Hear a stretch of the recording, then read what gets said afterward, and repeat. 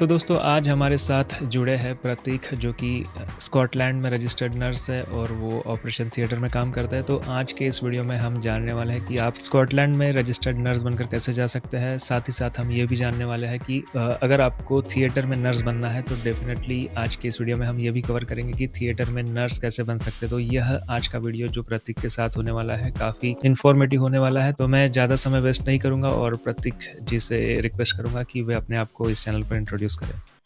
तो hello everyone, Madhu sir, nice to meet you.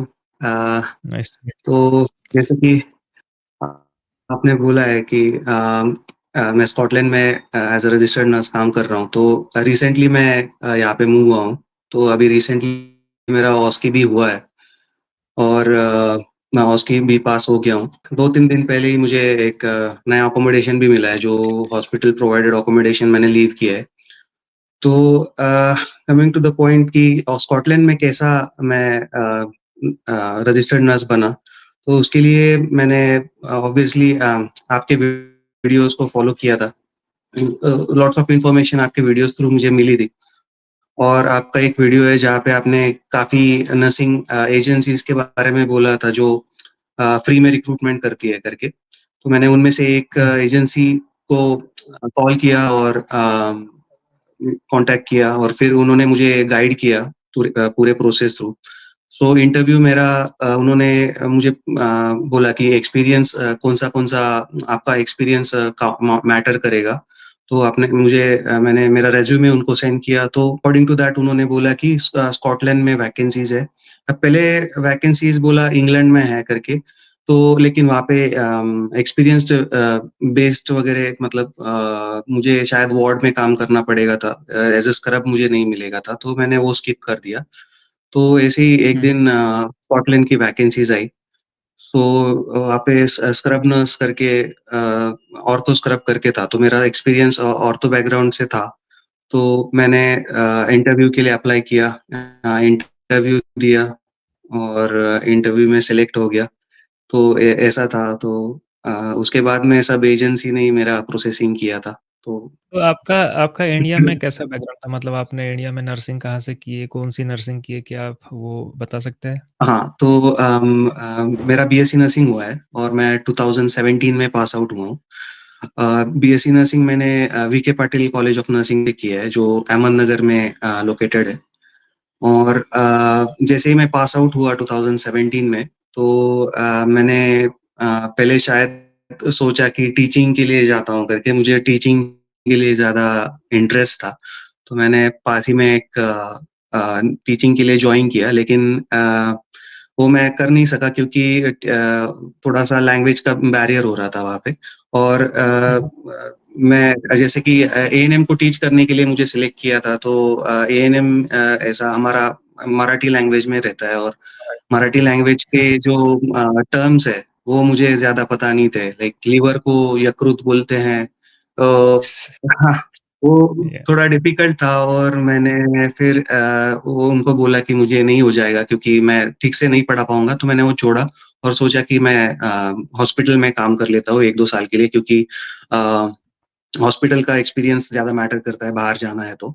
तो बाहर जाना तो डेफ़िनेटली फ़िक्स था, तो मैंने हॉस्पिटल जॉइन किया और मुझे लकीली ऑपरेशन थिएटर में मेजर ऑपरेशन थिएटर में नौकरी मिल गई पुणे में, जो पूना हॉस्पिटल में मैं काम करता था। वहाँ पे मैंने 3 साल के लिए काम किया और मेजर ऑपरेशन थिएटर मतलब उधर सब मेजर ऑपरेशंस होते थे। मतलब बाकी के plastic surgery, general surgery, laparoscopic, ortho सब मिक्स था। तो मेरा बेसिक जो नॉलेज मुझे थिएटर के बारे में मिला, वो वहीं से मिला।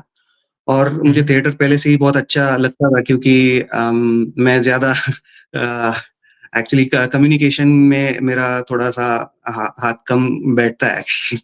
मैं ज़्यादा पेशेंट्स के साथ इंटरैक्ट मतलब कर सकता हूँ, लेकिन आता नहीं है अच्छे से करने के लिए। और वो ऑपरेशन थिएटर में तो पेशेंट आते हैं, इंड्यूस होते हैं, ये स्पाइनल कुछ बातचीत नहीं होती है। ऑपरेशन करो, सर्जन्स के साथ बात करो, फिनिश करो, खत्म। तो ऐसा था, तो मुझे वो अच्छा लगता था। इंटर्नशिप में भी मैंने थिएटर में ही काम किया था हमारे कॉलेज में, वीके पाटिल में। तो मुझे वो अच्छा लगा था। इसकी वजह से मैं थिएटर जॉइन किया था। तो उसके बाद थिएटर में के आप हाँ, तो उसके बाद में मैंने 2 और हॉस्पिटल्स में काम किया। तो मैंने कोविड के टाइम आया, 3 इयर्स मैंने काम किया पुणे हॉस्पिटल में। कोविड के टाइम पे फिर मैंने छोड़ दिया और मैंने सोचा कि मुंबई में जाता हूँ, क्योंकि वहाँ पे थोड़ा-सा कोविड की वजह से सैलरी वगैरह अच्छे से मिल रहे थे। तो मुझे एक इंटरव्यू के लिए चांस मिला, तो मैंने एचएन रिलायंस जॉइन किया था। एचएन रिलायंस में मैंने कोविड के हुँ, लिए हुँ। जॉइन किया, लेकिन वहाँ पे जाने के टाइम पे कोविड का मतलब कम हो गया और हमारा थिएटर्स भी चालू हो गया, तो वहाँ पे मैं कंप्लीट ऑर्थो स्क्रब बना। तो मुझे ऑर्थो की सर्जरीज़ हुँ, में हुँ। वहाँ पे असिस्ट करता था। और फिर उसी दौरान फिर मैंने सोचा कि अभी एग्ज़ाम देना चाहिए, क्योंकि कोविड के टाइम पे मैं एग्ज़ाम नहीं दे सका आईएलटीएस का। तो वो एक डिफरेंट स्टोरी है आईएलटीएस के बारे में, जो जी। मैं आपको बोलना चाहूँगा। जैसा कि आपने बताया आपका एक्सपीरियंस थिएटर में था। थिएटर के बारे में हम थोड़ा-सा इस वीडियो के दूसरे पार्ट में बात करेंगे क्योंकि मैं चाहता हूँ कि इस वीडियो को हम 2 सेक्शन में डिवाइड करेंगे। फर्स्ट हम स्कॉटलैंड के बारे में बात करेंगे और उसके बाद हम थिएटर के बारे में बात करेंगे क्योंकि काफ़ी सारे लोगों को जानना है कि थिएटर में नर्स कैसे बन सकते हैं क्योंकि मैं भी थिएटर में नर्स हूँ, लेकिन मैंने काफ़ी कम वीडियोज़ उसके ऊपर बनाया हूँ। और जैसा हाँ। कि आपने बोला कि कम्युनिकेशन कम्युनिकेशन अगर आपका अच्छा नहीं है तो theatre is best place to work क्योंकि वहाँ पे आपके पेशेंट्स मतलब कॉन्शियस नहीं होते हैं तो you don't have to deal with your patients और मेरा आपसे ये सवाल है कि जैसा कि आपने बताया आपने आईएलटीएस किया है तो can you please explain about your IELTS journey how difficult it was और आपने उसे कैसे ओवरकम किया? आईएलटीएस जो था, मैं मतलब जब पूना हॉस्पिटल में काम करता था, तब वहाँ पे कैसा है कि ज़्यादा जो साउथ इंडियन स्टाफ्स है, तो उनसे मुझे ज़्यादा पता नहीं था आईएलटीएस के बारे में, मुझे ओईटी के बारे में पता था। तो मोस्टली हुँ, सब लोग ओईटी दे रहे थे और कुछ लोग कोई था जो आईएलटीएस भी दे रहा था। मैंने सोचा कि ओईटी थोड़ा एक्सपेंसिव रहेगा अगर देना है तो मैंने आईएलटीएस को चूज़ किया। वो फाइनेंशियल हुँ, रीज़न्स की वज़ह से मैंने चूज़ किया था एक्चुअली। बट मेरा हुँ, बैकग्राउंड जो है वो इंग्लिश मीडियम से था, तो मुझे लगा कि थोड़ा सेल्फ कॉन्फिडेंस था कि मैं आईएलटीएस कर सकता हूँ, क्योंकि कैसा है कि ओईटी में आपको नर्सिंग के बारे में ज़्यादा मतलब बोलना पड़ता है, जो आपने 4 इयर्स में पढ़ाई किया होता है, तो आपको बोल सकते हैं उसके बारे में। लेकिन आईएलटीएस में रैंडम टॉपिक्स आएगा, उसके बारे में बोलना थोड़ा-सा डिफ़िकल्ट रहता है। आईएलटीएस चूज़ किया और टू बी ऑनेस्ट मैंने 4 टाइम्स आईएलटीएस राइट किया है। एक्चुअली मैं IELTS is not that difficult if you are like हम ज़्यादा पढ़ाई करेंगे उसके बारे में, ज़्यादा मतलब, लेकिन मैंने क्लासेस जॉइन नहीं किए थे। मैंने सोचा कि मैं सेल्फ स्टडी करके इंटरनेट से इन्फॉर्मेशन लेके मैं आईएलटीएस क्रैक कर लूँगा। ऐसा ये सेल्फ कॉन्फिडेंस था और ऑल्सो फाइनेंशियल रीज़न्स की क्लासेस जॉइन करेंगे तो ज़्यादा पैसा जाएगा, 10,000 15,000 क्लासेस लेते हैं और वापस से एग्ज़ाम का फ़ी मुझे पे करना है, तो मैंने ऐसा सोच के मैंने सोचा कि क्यों वेस्ट करना है, कि मैं ये कर लेता हूँ करके सेल्फ स्टडी कर लेता हूँ। बट सेल्फ स्टडी के दौरान मुझे प्रॉब्लम ये आया कि मुझे इवैल्यूएट करने के लिए कोई नहीं था। मतलब मेरा जो मिस्टेक्स है, मुझे बताने के लिए कोई नहीं था और मुझे भी समझ में नहीं आता था मेरा मिस्टेक्स क्या हुआ है करके। तो स्पेशली राइटिंग में मेरा जो मिस्टेक्स था वो मैं ये नहीं कर सकता था, चेक नहीं कर सकता था क्या है। तो मैंने 3 टाइम्स जो भी फेल हो गया हूँ, मैं राइटिंग में ही फेल हुआ हूँ। रीडिंग, लिसनिंग और स्पीकिंग में मेरा स्कोर मिला है मुझे। लिसनिंग में तो 9 तक मिला है मुझे एक बार में, लेकिन हुँ, राइटिंग में मुझे नहीं मिल रहा था। तो फिर मैंने 4th टाइम एक क्रैश कोर्स जॉइन किया। एक मेरा फ्रेंड ने मुझे बोला अच्छा क्रैश कोर्स है करके, 10 डेज़ का क्रैश कोर्स था, मैंने जॉइन किया। तो जॉइन करने के बाद मैंने एग्ज़ाम दिया, तो मुझे 7 मिला राइटिंग में। तो मेरा पूरा हुँ, 7,777 का बैंड मुझे मिला और क्लबिंग करने की भी ज़रूरत ज़्यादा पड़ी नहीं। तो हुँ, इसकी हुँ, वज़ह से मेरा आईएलटीएस ऐसा 4th टाइम, तो मैं ऐसे ही रिकमेंड करूँगा सबको कि अगर क्लासेस इज़ वेरी इम्पोर्टेंट, आपको क्लासेस करना पड़ेगा। और जब आपको कॉन्फिडेंस है, आपका जो क्लासेस के एजुकेटर्स, टीचर्स हैं, आपको बोलेंगे कि आप कर सकते हैं, तभी आप एग्ज़ाम दीजिएगा। मैंने वेस्ट किया मनी, लेकिन वो एक अच्छा एक्सपीरियंस था। अ, चलेगा कोई बात नहीं, ओईटी तो नहीं था, हाँ। आईएलटीएस था तो ज़्यादा तो डेफ़िनेटली जी, क्योंकि हम लोग जब यानी डिसाइड करते हैं कि फॉरेन मूव होना है, तो उस समय हमारे पास 2 ऑप्शन रहते हैं आईएलटीएस या ओईटी। तो मेन जो कारण होता है आईएलटीएस चूज़ करने का वो होता है पैसा, क्योंकि आईएलटीएस की फ़ीस अराउंड अभी 15,000 16,000 है कुछ, राइट? लेकिन आपने 15,000 4 टाइम्स या अगर टेस्ट दिया है तो आपको ऑलमोस्ट 1 लाख नहीं, 1 लाख नहीं, 60-70,000 के आस-पास स्पेंड करना पड़ेगा, राइट? पैसा। लेकिन जी, आप जी, अगर ओईटी चूज़ करते तो क्योंकि आपकी इंग्लिश अच्छी थी और because you are from like nursing background, you could have cleared your OET in first attempt.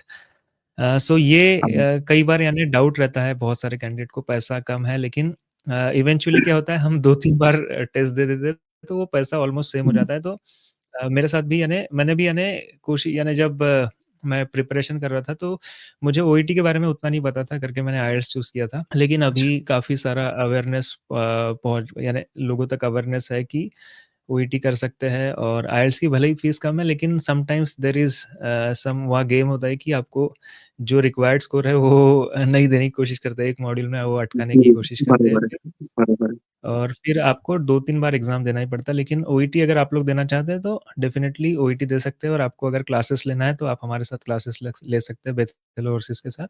जिसमें हम यानी हमारा जो फ़ीस स्ट्रक्चर है उसी हिसाब से हमने डिसाइड किया है कि हर एक इंसान जो फ़ी है ओईटी कोचिंग की वो अफ़ोर्ड कर सके, उसी हिसाब से हमने फ़ी स्ट्रक्चर भी बनाया है। तो अगर आप आईएलटीएस या ओईटी चूज़ करना चाहते हैं तो मेरा सजेशन रहेगा कि ओईटी दो, क्योंकि ऑलमोस्ट खर्चा उतना ही हो जाता है एट द एंड।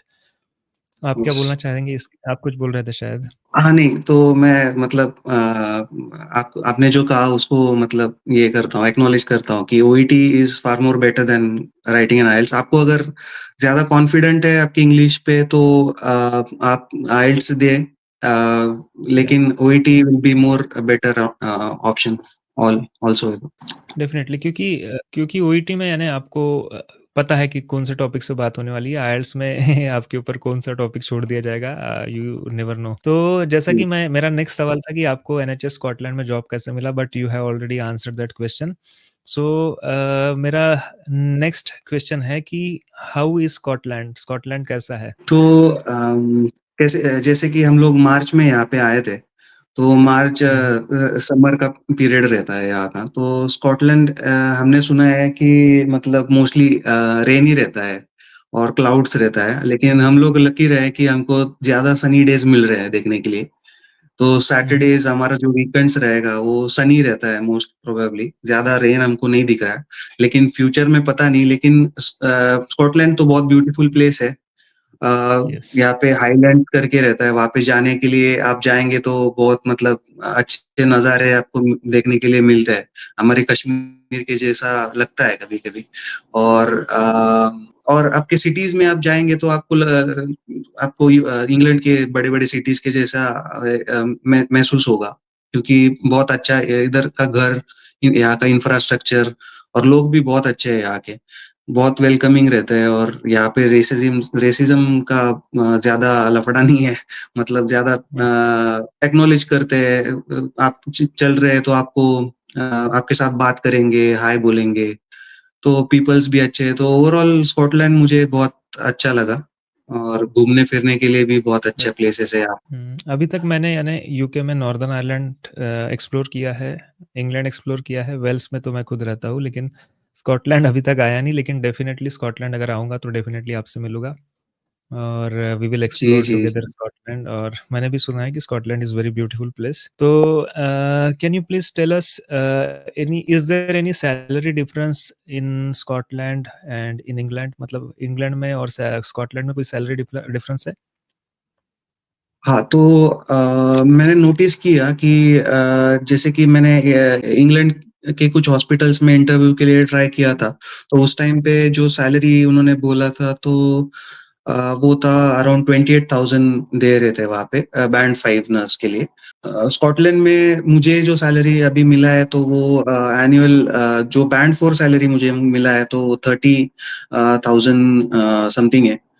तो और बैंड 5 वो इंक्रीज़ हो जाएगा।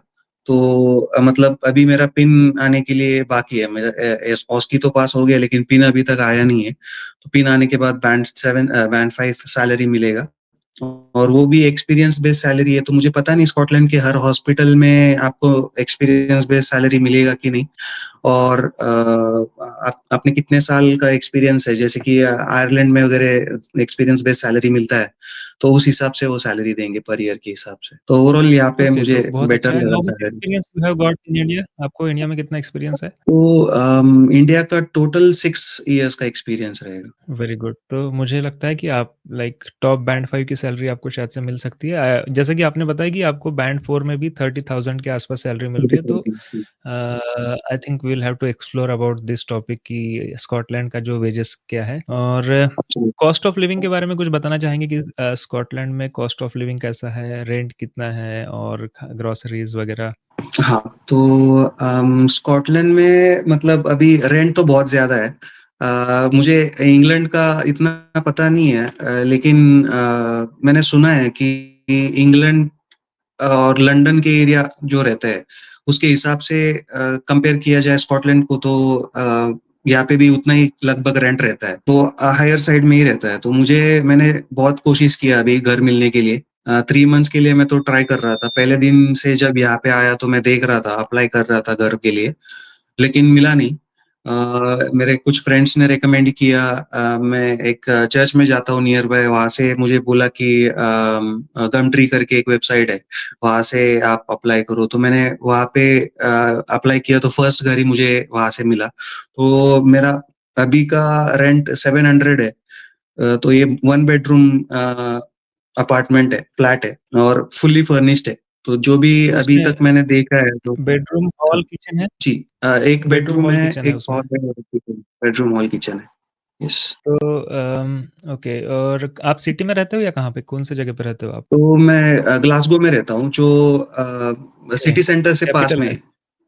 नहीं, एडिनब्रा कैपिटल है, आई थिंक, जी। राइट? एडिनब्रा कैपिटल है, तो Glasgow is also a Edinburgh का, बिग सिटी, राइट? हाँ, ये मतलब स्कॉटलैंड के 2 बड़े सिटी में से एक ही है। तो ग्लासगो तो बड़ा ओके। है ही। एक्चुअली एडिनबरा आप से अगर बड़ा ग्लासगो ग्लासगो में है। रहते हैं और आपको, हाँ, आप अगर ग्लासगो में रहते हैं और एक बेडरूम हॉल लाइक 1 बीएचके का आपको 700 देना है, तो it's not very big amount. I think it's good.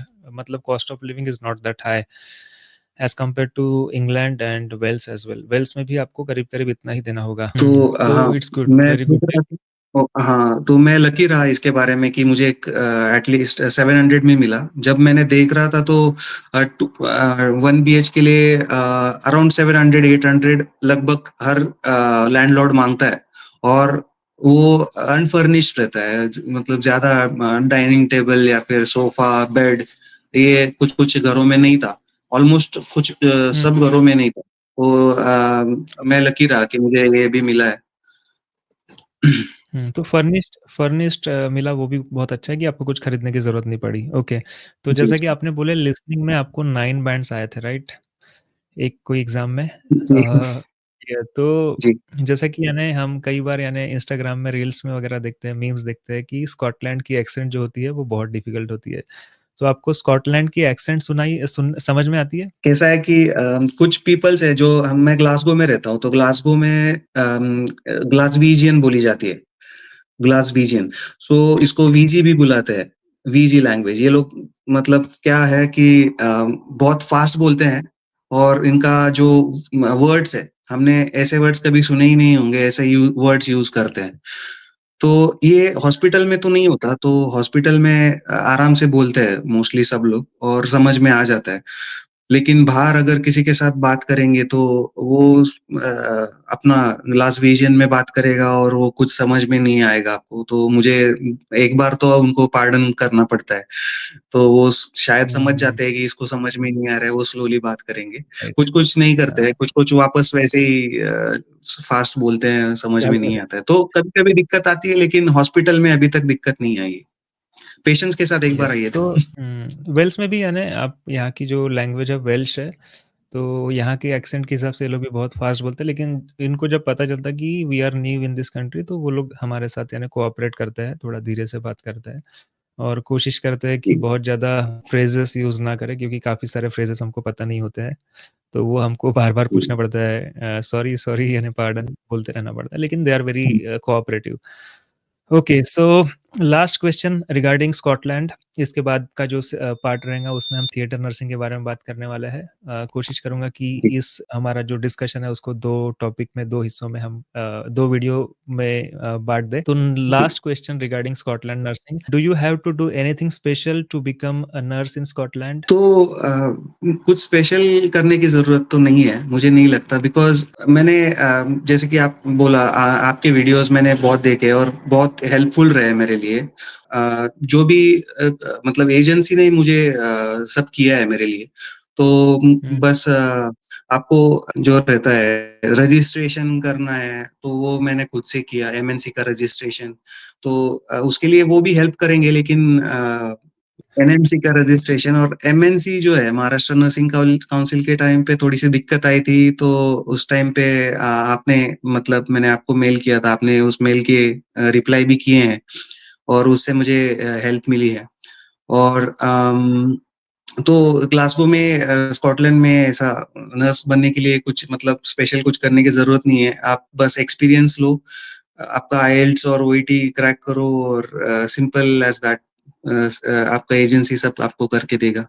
बस वैकेंसीज़ होनी चाहिए। हुँ, हाँ, बिल्कुल क्योंकि स्कॉटलैंड में मैंने देखा बहुत कम वैकेंसीज़ होती है। अगर वैकेंसीज़ आपको दिखती है स्कॉटलैंड में तो अप्लाई कर दो और जैसा कि यूकेएनएमसी के साथ रजिस्टर होने का जो भी प्रोसेस है, अगर आप वो फुलफ़िल करते हो, जो भी रिक्वायरमेंट है वो फुलफ़िल करते हो, तो आप सेम रिक्वायरमेंट के साथ जो आपको इंग्लैंड में लगता है, वेल्स में लगता है, नॉर्दर्न आयरलैंड में लगता है, सेम रिक्वायरमेंट के साथ साथ आप स्कॉटलैंड में भी नर्स बन सकते हो।